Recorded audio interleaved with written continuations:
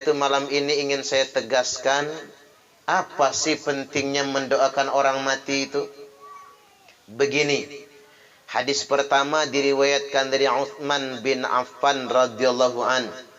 Beliau berkata, kanan nabiyyu sallallahu alaihi wasallam, sesungguhnya Nabi sallallahu alaihi wasallam, idza faragha min dafnil mayyit, apabila beliau selesai dari menguburkan mayit, waqafa alaih, beliau tinggal di samping kubur, waqala, lantas bersabda, istaghfiru li akhikum, mintakanlah ampun untuk saudara kalian yang baru saja dikuburkan ini, saudara muslim maksudnya.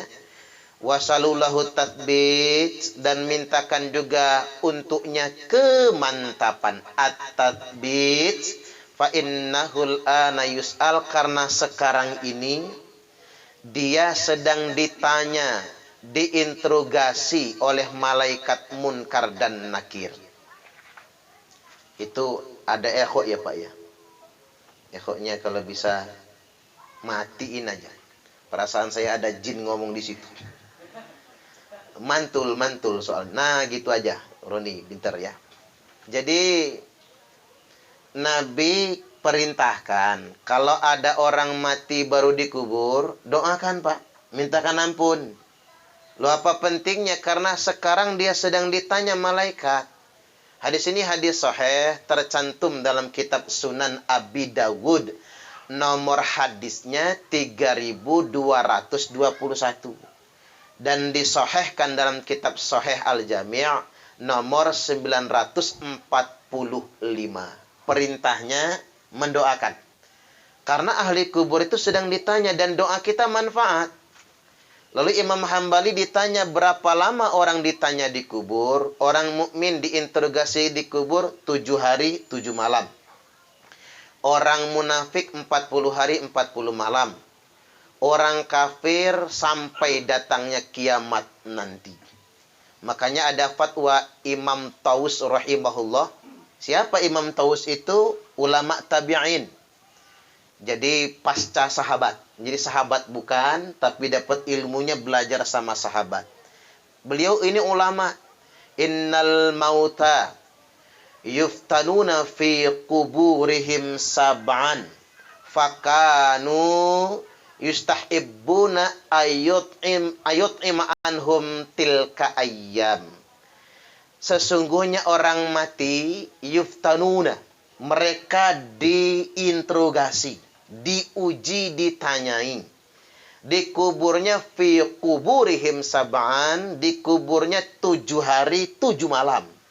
Maka disunahkan bagi keluarga yang ditinggalkan ayut'ima anhum tilka ayyam, agar sedekah makanan atas mereka pada hari-hari itu. Karena sedekah makanan itu bisa meringankan si ahli kubur. Silakan Pak, dimakan kuenya itu. Apa udah habis itu? Minumnya aja udah tekor ya. Hebat ternyata. Maklum bapak-bapak muda semua ya. Di sini agak sulit cari yang tua. Paling Pak Saliman sendiri ya. Yang lain masih gres-gres semua. Keluarga muda. Mudah-mudahan berkah semua. Allahumma amin. Karena begini, belakangan ada yang ngomong makan minum tempat orang mati haram. Ya haus lah Pak. Terus itu besek haram. Ini umpama nih Mas Farid nanti bagi besek, bapak-bapak mengharamkannya, nanti besek jangan dibawa pulang. Tinggal di kursi masing-masing. Biar saya yang ngangkutin pulang nantinya. Artinya memang mulai ada yang berpendapat sedemikian rupa dan mulai mengharamkan. Ada yang awam banget. Habis dapat besek dibuang ke tempat sampah. Pan mubadir yang sedemikian rupa. Padahal itu sedekahan. Yang manfaat sedekah itu bisa nolong si ahli kubur agar mantap menjawab pertanyaan malaikat munkar dan nakir. Baik, kita masuk ke hadis sahih dulu tentang dalil sedekah ini. Jadi Sa'ad bin Ubadah datang kepada Nabi. Inna ummi qad uftulitat nafsaha. Sesungguhnya ibuku mati. Walam tus, kemarin sebelum mati, enggak pesan apa-apa. Enggak ada wasiatnya, enggak ada omongan. Wa adunnuha law takallamat tasaddaqat. Tapi aku punya pikiran ya Rasul. Seandainya ibuku masih bisa ngomong, dia ingin sedekah. Betul juga Pak. Orang mati itu kalau masih bisa ngomong sedekah dia pengennya. Andai kata orang mati bisa bawa Android, bisa WA dari kuburan, japri dia. Tolong gena sedekah atas nama mama. Ya kata Nabi, orang mati kalau dia bisa ngomong, dia ingin sedekah. Lalu saat bertanya apa yang pauha in tasaddaqtu anha. Lalu apakah ibuku dapat manfaat bila aku sedekah yang pahalanya atas nama dia? Jawab Nabi, "Na'am, tasaddaq anha." Iya, sedekahlah atas nama ibumu. Sahih Al-Bukhari. Nomor hadis 1388. Sahih Muslim 1004. Sahih muttafaqun alaih. Lalu saat bertanya, ayu sedekati afdol, apa sedekah yang utama? Saqyul ma, bagikanlah air minum. Makanya enggak ketang air minum, keluarkan. Beli tripanca. Berapa sih harga satu dus itu Pak? 20 cukup ya. Jadi cepet duit 5 kardus lebih untuk malam ini. Ustadz, enggak kebeli tripanca. Air mineral enggak kebeli. Ya sudah, air sumur. Direbus. Kalau bisa tambahin yang hitam-hitam. Sama yang putih-putih. Kopi namanya. Ustadz, gula enggak punya, kopi habis, gas juga lagi enggak ada, enggak bisa ngerebus. Kayu bakar basah semua. Ya sudah, air sumur enggak usah direbus. Langsung tuangin di teko, bagiin di gelas, tapi jangan ngomong-ngomong. Nanti banyak yang enggak mau minum, takut anyang-anyangan. Ya artinya kata Sa'ad, ya kalau cuman air minum mah sanggup ya Rasul. Lebih dari air minum apa? Bisa kita memilih yang kedua, fa'itamu ta'am, makanan yang disedekahkan. Makanya waktu Ja'far meninggal, istrinya nyembelih kambing dan dihidangkan sama yang mengurus jenazah dan pulang dari pemakaman. Kalau itu haram Pak, Nabi sudah haramkan di zaman itu. Kalau itu bid'ah, Nabi sudah bid'ahkan. Wong Nabi pernah dalam kitab Sahih Muslim tercantum riwayatnya, nyembelih seekor kambing atas Khadijah. Jadi kanan Nabiyyu sallallahu alaihi wasallam idza dhabaha syata fayaqul, Nabi menyembelih kambing. Ketika menyembelih kambing, beliau mengucapkan fa'arsilu biha ila asdiqai Khadijah, bagikan sama tetangga kerabat Khadijah, sedekah atas nama Khadijah yang sudah wafat meninggal dunia. Sahih Muslim. Boleh bapak-bapak ingin sedekah orang tua meninggal nyembelih sapi, silahkan. Pengen nyembelih kebo, silahkan. Kalau mampu, kalau enggak jangan. Yang dilarang ulama tuh begini, gara-gara besekan rumah kegade, gara-gara tahlilan angsuran perumahan telat 3 bulan. Awas Mas Farid, awas ya, jangan. Nggak boleh telat angsuran perumahan itu, remek nantinya, pening pala. Karena begini, tapi kalau zaman corona maklum lah, Mas Dika itu ngeluh aja kalau ojek nggak laku. Cuman saya nebak-nebak ini ngeluh beneran atau apa. Saya khawatir bukan ngeluh beneran, Pak. Sengaja update status biar istri baca. Maksudnya kalau suami pulang, istri nggak minta duit. Padahal Mas Dika mampir ke janda. Ini saya kok buka rahasia ya. Awas jangan bilang-bilang bininya. Oh ada ya, ada, maaf. Waduh. Karena Mas Dika ini stylenya itu idola para janda soalnya. Mau tidak mau, makanya jadi istrinya harus bersabar ya. Bersabar, bertahan, dan setia. Balik lagi, sampai mana tadi? Yang nggak boleh itu maksa. Sampai berutang, ke rentenir, apa. Itu yang nggak boleh. Oke, kalau nggak mampu, nggak usah. Air minum jadilah Ustadz. Kalau cuma air minum mah yang datang dikit, ya ketahuan kan yang ikhlas. Berarti yang nggak datang nggak ikhlas diajak mendoakan tersebut. Jadi kalau mampu silahkan. Yang nggak boleh maksa. Kalau kata orang tua dulu apa? Besar pasak daripada tiang. Kalau kata orang Jaseng, biar tekor asal kesohor. Kalau kata orang Palembang, Pak, kue putu buatan Cik Gaya. Awak buntu banyak gaya. Nah, itu yang jangan. Ibu-ibu juga tinggal di perumahan, jangan kebanyakan gaya. Jangan panas-panasan pening pala. Karena kalau kata dokter, penyebab penyakit bukan makanan, tapi penyebab penyakit itu pikiran. Dan pikiran yang paling membebani adalah cicilan. Makanya jangan kebanyakan gaya, cukup rumah saja yang nyicil. Habis itu yang lain jangan banyak cicilan. Tapi kalau orang mampu ingin sedekah, silahkan, Pak. Lagi pula kan enak sekarang, ada antisipasinya. Apa itu rukun kematian? Saya lihat tadi petugas rukun kematian sudah ngambil sumbangan. Makanya kalau kita ditarik rukun kematian, nyetor, ge. Ini orang sudah capek-capek keliling malah protes. Saya ini nyetor terus tapi nggak pernah dapat giliran. Allahu Akbar. Itu mah bukan urusan rukun kematian, atuh. Urusan Allah sama malaikat Israel. Jadi itu gunanya Pak, antisipasi itu. Ada lagi yang kedua, uang takziah. Makanya kalau kita takziah ya jangan 5.000 doang. Ini takziah nyumbang 5.000, tapi ngarep bawa besek. Kata malaikat, malu-maluin aja orang satu ini. Kira harus sebanding kita bersedekah itu, membantu meringankan. Tapi sebaliknya kalau orang kaya Pak ingin lebih, silahkan. Saya pernah ceramah takziah, mantan bupati meninggal dunia. Semua yang takziah itu dikasih majmu' sarip tebal terjemahan itu. Kan mahal tuh. Sama bungkusnya aja 50.000 lebih kali harganya. Semua bapak-bapak dikasih sarung sama sajadah. Ibu-ibu telekung sama kerudung. Yang datang dikasih besek double. Biasanya yang mimpin tahlil saja yang double itu. Siap-siap Abah Saliman ya. Biasanya gitu. Ini semua yang takziah double beseknya. Berarti mereka pesan banyak banget. Nah, yang lebih mencengangkan begitu ngantri pulang Pak salaman sama sahibul musibah, semua yang takziah diamplopin. Saya langsung ngebatin, mapas pikir saya. Yang takziah saja diamplopin, apalagi saya yang ceramah ini.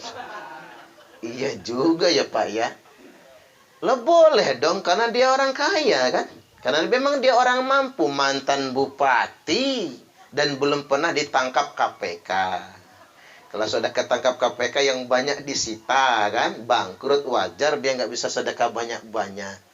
Jadi begitu, saya luruskan duduk soalnya. Bagi kita ingin sedekah itu sangat manfaat sekali. Tidak hanya sekarang Mas Farid. Suatu hari nanti sampai yang dikasih rezeki lebih, orang tua ingin disedekahi, atau wakaf ke masjid, Pak, misalnya wakaf ke pondok, sedekah jariah buat fisabilillah, misalnya buat tempat fasilitas ibadah, atau sedekah fisabilillah dalam bentuk anak mondok, anak yatim ya, dan lain sebagainya, silahkan. Yang diniatkan pahalanya atas orang tua yang sudah wafat meninggal dunia. Yang berikutnya diriwayatkan dari Amr bin As radhiyallahu an. Kerjaan kita ini ngedalil aja ya Pak ya. Kita ini sering disalahkan mana dalilnya, mana dalilnya. Udah kata kasih tahu dalilnya juga masih ngotot juga tuh orang. Dari Amr bin As diriwayatkan ini wasiat beliau menjelang ajal. Jadi saya kasih tahu sama Anda semua, bapak-bapak, walaupun masih muda ya Pak, mati itu kan ajal, bukan soal umur, betul? Karena nggak mesti nunggu tua mati, muda mati juga banyak. Walaupun dia rata-rata yang tua lah, yang umur 60 tahun ke atas. Makanya kalau sudah 60 tahun ke atas, siap-siap. Di sini ya Abah Saliman lagi lah. Saya goyonin Abah Saliman karena mirip Pak D saya, Pak. Saya punya Pak D di Padang Cermin itu, mirip betul beliau. Pecinya mirip, bajunya mirip, kumisnya mirip gitu ya. Saya manggilnya Pak Wo, nama manggilnya itu. Jadi mirip betul. Saya salah ngelihat. Jadi Pak D dari istri saya. Pikir saya kok Pak Wo saya di sini. Oh ternyata bukan toh, Pak Saliman ternyata. Baik bapak-bapak rahimakumullah. Mati itu ada alamatnya. Makanya kita bisa wasiat. Itu wajar kalau orang Islam itu bisa taubat sebelum mati. Bahkan bisa husnul khotimah. Kalau 3 hari menjelang ajal itu, malaikat Mikail alaihi salam datang, nyabut rezeki. Orang yang sudah dicabut rezekinya, makan apapun terasa hambar. Campah, nggak ada rasa. Makanya tadi tak persilahkan makan. Biar ngetes lidahnya. Masih ada rasa belum?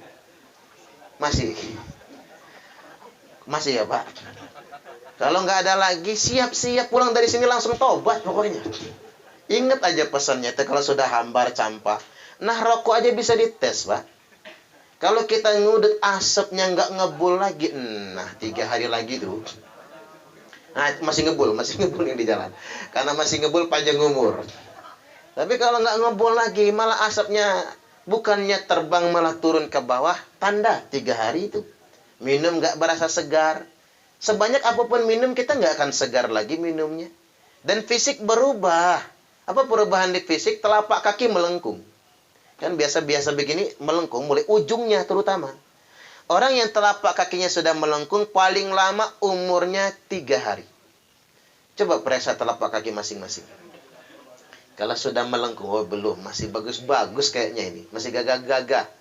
Tulang belakang kita itu kan, kalau sudah mau mati lepek dia. Rata, nggak melengkung lagi. Jadi kalau terlentang di lantai, rata dengan lantai. Nah, duduk pun mesti cari senderan. Coba lihat yang nyender-nyender.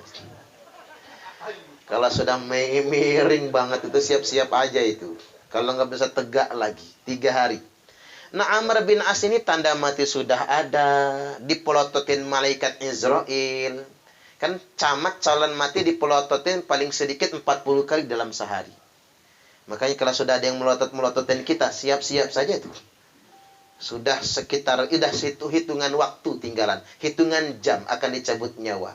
Amr bin As kemudian berwasiat, Idza dafantumuni, kalau kalian semua menguburkan saya, fa'aqimu haula qabri, tunggu di sekeliling kuburan saya. Jangan langsung pulang kalau sudah selesai. Orang bertanya berapa lama qadra ma tunharu jazurun. Sekira-kira tukang jagal menyelesaikan penyembelihan hewan kurban. 1-2 jam kurang atau lebih. Orang bertanya ngapain doakan saya. Orang bertanya apa manfaatnya. Hatta asta'nisa bikum. Sehingganya saya merasa tentram dengan kehadiran kalian semua. Dan saya mantap menjawab pertanyaan malaikat munkar dan nakir. Hadis ini hadis sahih. Sahih Muslim. Nomor 121. Anjuran kalau habis pemakaman jangan langsung pulang tapi doakan. Nah, ulama lalu menganjurkan, salah satunya Imam Syafi'i. Wa yustahabbu ayyuqra'a indahu syai'um minal Qur'an. Alangkah baiknya disunahkan baca samping kuburan itu ayat atau surat tertentu dari Al-Qur'an. Wa in khatamul Qur'ana kullahu, dan apabila dihatamkan Quran semuanya, kana hasana, ini lebih baik lagi. Hataman Quran. Makanya ulama itu kan dihatamkan Quran ya Pak. Saya ingat-ingat tuh Gus Dur, kalau nggak salah sampai setahun itu santri Tebuireng itu masih hataman di kubur. Saya yang masih bingung, namanya saya manusia biasa, boleh bingung. Bingung kapan malaikat nanya Gus Dur ya Pak. Katanya kan malaikat baru nanya kalau 7 langkah kita ninggalin kuburan. Masalahnya kuburan Gus Dur nggak ditinggal-tinggalin orang. Nggak pernah ditinggalkan, terus baca Quran di situ. Makanya Imam Syafi'i mah bukan ulama sembarangan, ge. Banyak orang ngeyel sok nantang Imam Syafi'i. Imam Syafi'i itu habaib kalau kata orang sekarang. Beliau itu keturunan Nabi dari imam yang 4. Ya, Imam Syafi'i lah keturunan Nabi. Dan beliau itu hafal Quran 30 juz sejak umur 7 tahun. Dan menghafal katanya jutaan, bahkan 10 juta hadis. Nggak di sini yang hafal 10 juta hadis? Orang Indonesia Pak, baru hafal 10 hadis. Udah bid'ah semua orang di muka bumi ini. Modal janggut sampai udel doang. Sama celana cingkrang. Cuman boleh, jangkutan mah bagus, ada bidadari yang bergelantungan. Celana cingkrang boleh kalau mau, enggak juga ya enggak apa-apa. Cuman maksud saya, jangan sementang style kita Islami, jadi kita merasa lebih baik dari orang lain. Karena Agama tidak dilihat dari penampilan, tapi dari ketakwaan hatinya. Bahkan begini Pak, ilmu agama fikih tidak dilihat dari retorika, tapi dilihat dari keilmuannya. Itu yang terpenting. Nah, Imam Syafi'i tidak diragukan akan itu semua. Kadang-kadang saya lihat yang latah betul suka membid'ahkan itu. Belajarnya saja kalau kata orang Lampung MJ, mak jelas. Di mana dia belajar? Ternyata belajarnya cuman internet. Begitu ditanya malaikat nanti mati, kamu berguru di mana? Siapa guru kamu? Syekh YouTube al-interneti. Kiainya Kiai Haji Google. Ustadznya Ustadz Facebook LCMA. Enggak bisa. Ilmu harus bersana. Belajar tanpa guru, maka gurunya setan.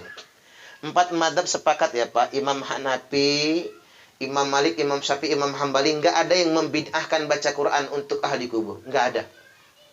Imam Hanafi, Imam Syafi'i, dan Imam Hambali 3 nih mengatakan yantafi'u bih. Baca Quran buat ahli kubur itu manfaatnya nyampe. Bermanfaat buat ahli kubur. Hanya Imam Malik mengatakan la tasilu ilaih. Nggak nyampe pahalanya. Tapi Imam Malik nggak ngomong bid'ah.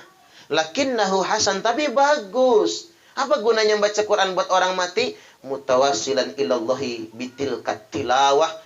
Untuk tawasulan kepada Allah dengan bacaan Quran itu.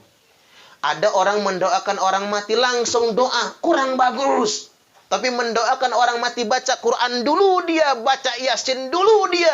Itu lebih bagus. Sebagai wasilahnya. Itu gunanya. Maka tidak ada yang sama sekali membid'ahkannya. Jadi kerjaan bid'ah itu kerjaan orang zaman sekarang. Baru tahu dikit sudah merasa paling tahu. Sama kayak orang belajar mobil. Baru tahu dikit mobil ngebut, nombor. Ecak-ecak ngotak-ngatik listrik. Pada belum paham kesetrum. Jangan macam-macam. Agama juga begitu. Baru tahu dikit tapi sok tahu. Itu bahaya. Nggak boleh. Setidak-tidaknya begini Pak, kalau kita nggak sepakat sama orang, jangan mengingkari. Biarin saja, oh mungkin dia punya dasarnya. Saya punya dasarnya juga. Begitu saja kalimatnya. Kita ini nggak bisa memaksa orang untuk sama dengan kita. Betul nggak kira-kira? Saya begitu selalu Pak. Nggak mungkin kita bisa sama. Orang latar belakang pendidikan beda. Mondoknya beda. Satu mazhab juga kiainya beda. Ustadznya juga beda. Kitabnya boleh jadi beda. Cara memahamkannya juga beda, wajar lah. Ada yang suka yasinan, jalankan. Yang nggak suka yasinan, silahkan. Yang penting jangan saling menyalahkan. Yang subuh pakai kunut, bagus. Yang subuhnya nggak pakai kunut, bagus. Yang nggak bagus, yang nggak sholat subuh. Itu yang nggak bagus. Jadi silahkan perbedaan pendapat, nggak jadi masalah. Ya kayak kita hidup bertetangga kan. Kita urus rumah tangga kita, jangan ngopeni rumah tangga orang. Makanya memuncul pepatah orang pasaran, laki-laki yang rajin mencium istrinya, relatif lebih panjang umur dibandingkan dengan laki-laki yang mencium istri tetangganya. Setuju kira-kira? Lihat Mas Dika, kalau mau panjang umur, dengerin. Jangan mencium istri tetangga, bini sendiri. Ma'asyiral hadirin, bapak-bapak, hadirin wal hadirat rahimakumullah. Hatam Quran 30 juz, dikit lagi ya. Hatam Quran 30 juz. Kalau Quran 30 juz itu kepanjangan, Yasin kita baca. Saya sering ditanya, ngapa sih mesti surat Yasin yang dibaca buat orang mati? Ngejawabnya begini. Baca Yasin buat orang mati itu bukan perintah kiai, bukan perintah ustadz, bukan perintah guru ngaji. Tapi baca Yasin buat orang mati itu perintah Nabiullah Muhammad sallallahu alaihi wasallam. Jadi kalau orang ngebantah, dia ngebantah Nabi. Kalau orang membid'ahkan, berarti dia membid'ahkan Nabi. Gitu Pak, cara ngejawabnya itu. Nabi yang bersabda, Iqra'u Yasin ala mautakum. Bacakan Yasin atas yang mati di antara kalian. Ibnu Majah 1448. Abu Daud 3221. Musnad Imam Ahmad 19427. Dan disahihkan dalam kitab Sahih Ibnu Hibban oleh Al-Hafiz Ibnu Hibban. Ini kecoa. Untung saya sigap, Pak, menendang kecoa tadi itu. Kalau nggak masuk dia. Inilah repotnya pakai sarung ini ya. Saya takut dia salah masuknya. Subhanallah. Baik, kembali lagi bahwasanya disahihkan oleh Ibnu Hibban dalam kitab Sahih Ibnu Hibban. Itu ulama hadis. Jadi jangan sampai bapak-bapak dengar hadisnya dhaif. Yang mendoifkan siapa? Al-Albani. Al-Albani itu baru meninggal tahun 1999. Sama lah zamannya sama kita. Ya kalau pinter mah pinteran dia kali dari kita. Tapi kalau dibandingin sama Imam Syafi'i, tangeh. Nggak usah Imam Syafi'i, Pak. Kita bandingkan dengan Hadratus Syekh Kiai Haji Hasyim Asy'ari, udah tangeh. Zamannya beda. Gelarnya saja Hadratus Syekh. Hafal Quran 30 juz. Kiai Hasyim Asy'ari itu. Sahih Bukhari, Sahih Muslim, Sunan At-Tirmidzi, Sunan An-Nasa'i, Sunan Ibnu Majah, dan yang keenam Sunan Abi Dawud. 6 kitab induk. Bapak-bapak paling hafalnya Sunan Bonang, Sunan Kalijogo, Sunan Ampel. Paling itu yang dihafal. Imam Syafi'i 6 kitab induk. Hafal.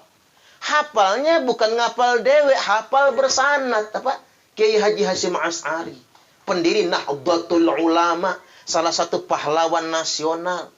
Yang dia punya anak namanya Kiai Haji Wahid Hasyim.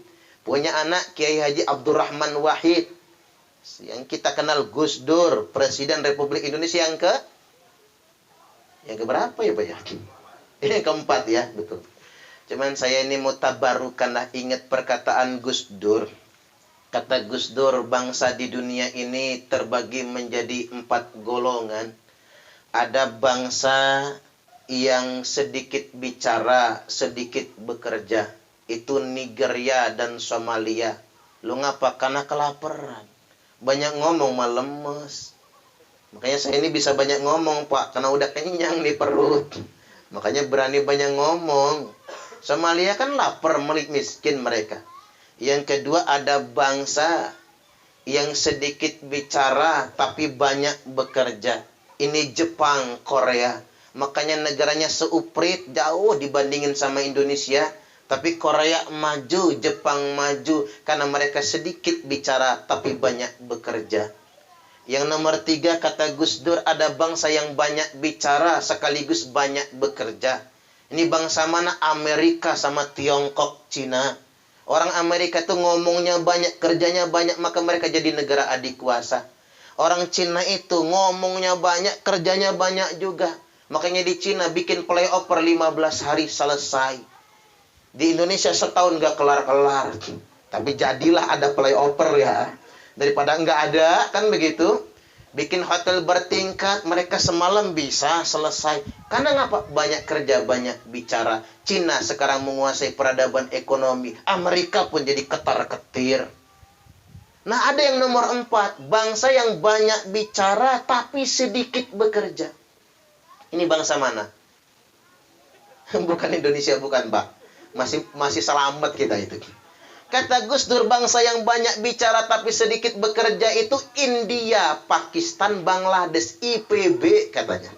India, Pakistan, Bangladesh. Orang India itu ngomongnya banyak tapi kerjaannya sedikit. Makanya orang India itu agak aneh, Pak. Filmnya paling lama kan? Durasinya paling lama, ngomong aja.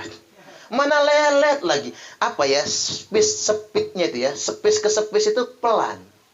Loadingnya agak pelan, makanya orang yang hobi nonton film India pasti loadingnya pelan. Ibu-ibu di depan setuju banget tuh yang di atas itu. Loadingnya pelan, beres-beres pelan, makan pelan, kerja pelan, lelet. Sesuai dengan hobinya. Orang India kan kebalik. Kalau ngomong enggak, ngangguk-ngangguk. Kalau ngomong iya, geleng-geleng. Coba lihat. Iya kata orang India, geleng-geleng dia. Enggak kata orang India, ngangguk-ngangguk, kebalik. Nah, orang India itu apa-apa dinyanyiin. Seneng, nyanyi. Sedih, nyanyi. Lagi makan, nyanyi. Lagi ngising, nyanyi. Tumpah iwae, lumahi wae, bojone dewe. Iyalah, masa bojo orang ya Pak ya. Bangsa yang banyak bicara tapi sedikit bekerja. Nah, Gus Dur ditanya, Gus, Indonesia itu masuk yang mana? 1, 2, apa 3 atau 4, kata Gus Dur, Indonesia masuk bangsa nomor 5. Apa itu, Gus? Apa yang dikerjakan, ya apa yang dibicarakan dengan yang dikerjakan beda. Iya juga ya Pak ya. Orang Indonesia itu proyek, laporannya 100 sak semennya. Aslinya mah 30 sak, syukur itu. Nah, ini Indonesia Raya tercinta ini. Saya setuju banget sama Gus Dur itu. Mudah-mudahan beliau mendapat kemuliaan selalu. Allahumma amin. Amin ya rabbal alamin.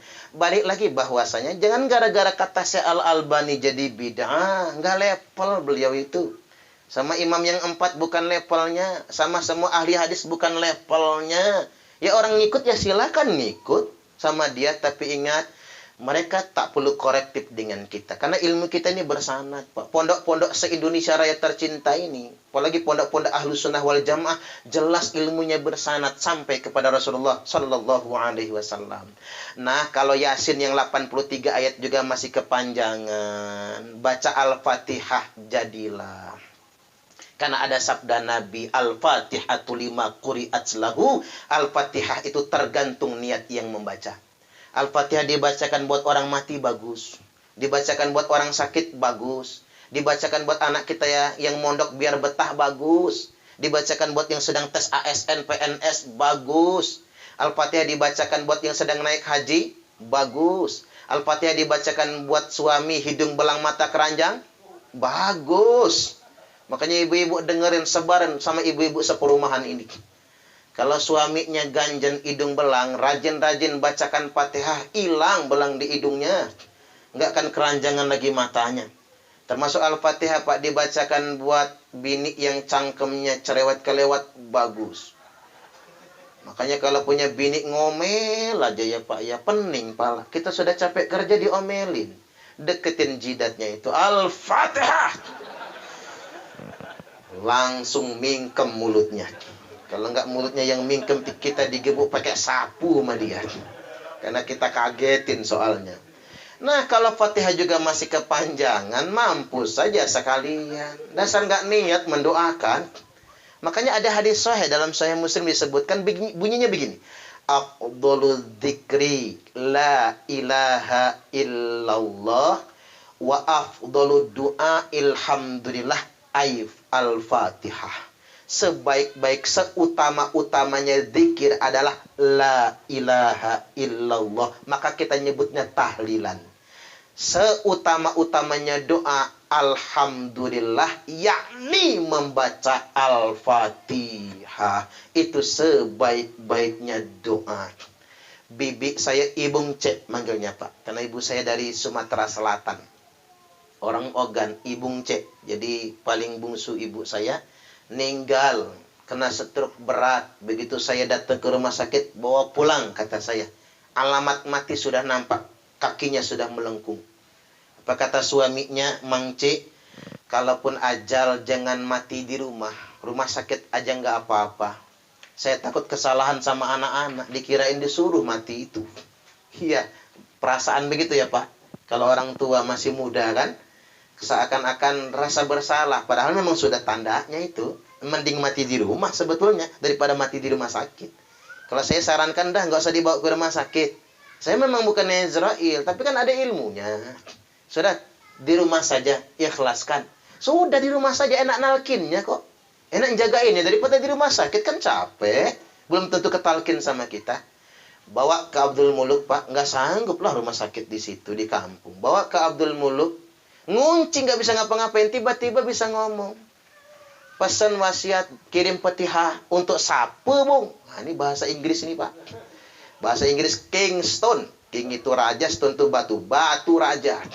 Untuk siapa, Bung? Nah, disebutin arwah-arwahnya. Udah banyak, masih kurang. 2 lagi. Siapa? Ipahku, ipar saya. Oh, istrinya Uwa. Nah, termasuk ibunya Ahmad Zaruni ini. Ahmad Zaruni adik saya, Pak. Tapi bapaknya itu kakak ibu saya. Jadi sudah dikirim, senyum dia. Senang gala diuhang, lah sudah dikihimi. Banyak oleh-olehnya, banyak bawaannya. Nggak lama wafat, meninggal dunia. Disitulah saya yakin betul, bihaqil yakin. Selama ini cuma pakai dalil, tapi ini yakin betul.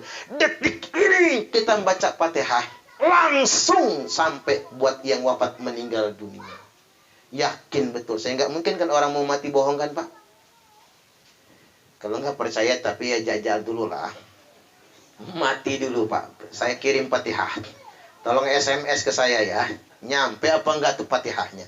Baik, sedikit lagi Bapak-bapak, di balik peristiwa kematian ini ada peringatan bagi kita yang masih hidup bahwasanya kita pasti akan mati juga, betul? Cepat atau lambat pasti akan mati juga. Oleh karena itu kita tidak akan pernah bisa kabur dari kematian. Qul innal mautal ladzi tafiruna minhu fa innahu mulaqikum. Katakanlah, sesungguhnya mati yang kalian semua ingin kabur dari kematian itu, sesungguhnya mati yang akan mengejar, menjumpai, mendapati kalian semua. Nggak bisa kabur kita. Karena kalimatnya saja jelas, Pak. Fa idza jaa ajaluhum. Israel yang datang itu. Bukan kita yang mendatanginya. Dia cari kita kemanapun kita pergi. Nggak bisa kabur kita. Ada kejadian Nabi Sulaiman sedang ceramah. Ketika Nabi Sulaiman sedang ceramah, di pojokan ada orang yang matanya melotot, enggak ngedip-ngedip. Coba periksa di pojok sana. Oh, kulkas malahan ya, Pak. Di pojok, mojok ternyata. Nah, dari situ tuh umpama.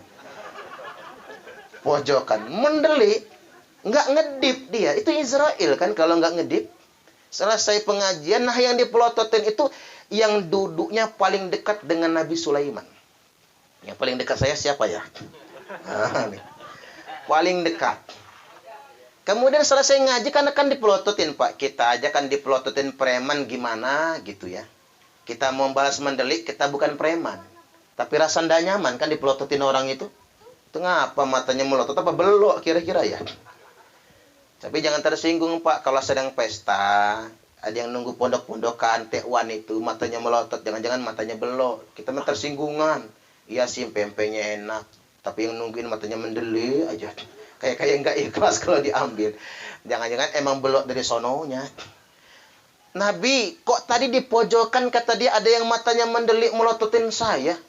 Begitu aku baru dipandang gak kuat. Saya begidik jantungku, berdiri bulu kudukku, terasa copot persendian tulang belulangku. Kata Sulaiman, kamu pengen tahu siapa dia?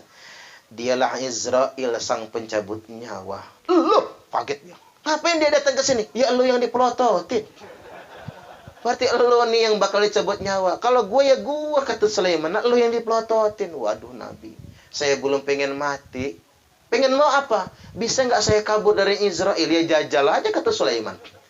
Nabi, karena Anda bisa menundukkan angin dan punya prajurit dari bangsa jin, kirim saya ke negeri jauh. Negeri jauh di situ waktu itu, Pak, India. Bagi mereka India kan peradaban tua soalnya kan. Kirim ke India. Nah, kotanya Nabi Sulaiman tuh katanya sih Baghdad. Irak sekarang itu ya, ibu kota Irak. Nah, Baghdad ini kan punya gelar negeri 1001 malam. Karena Nabi Sulaiman itu punya bini 1000. Mapas, Pak. 1000 bininya.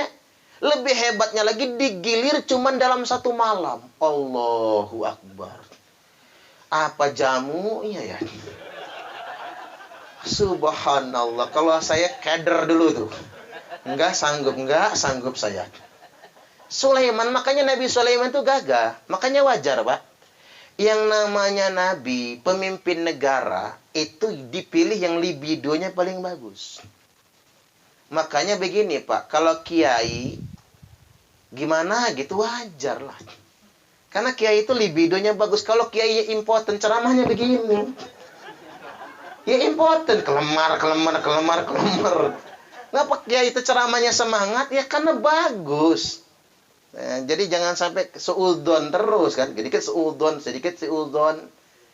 Jadi tapi jangan memperturutkan hawa nafsu. Nah, Nabi Sulaiman itu wajar dia jadi raja. Waktu itu mungkin level Nabi Sulaiman itu merajai semua negara di dunia ini, Pak.